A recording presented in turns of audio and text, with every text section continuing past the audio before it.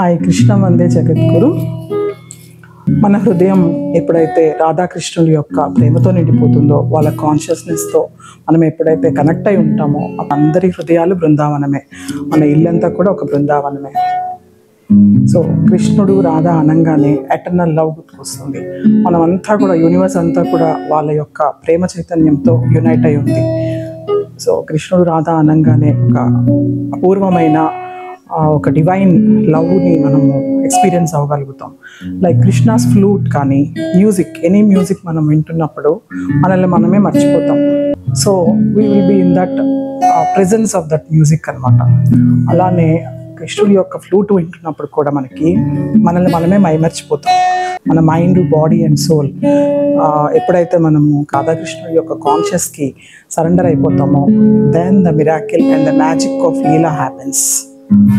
So when we sit in the meditation also, if we are surrendered to the breath, ultimately we will connect to the consciousness of Krishna and Radha. So music చూడండి, ఏ music విన్నా కూడా మన soul రిజవనేట్ అయిపోతుంది. అంటే మనం ఆ మ్యూజిక్లో surrender అయిపోతాం అనమాట, మనల్ని మనం మర్చిపోతాం. సో మ్యూజిక్ అనేది ఒక మంచి stress booster.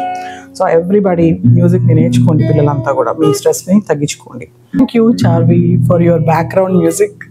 Thank you. Hare Krishna. Radhe Radhe.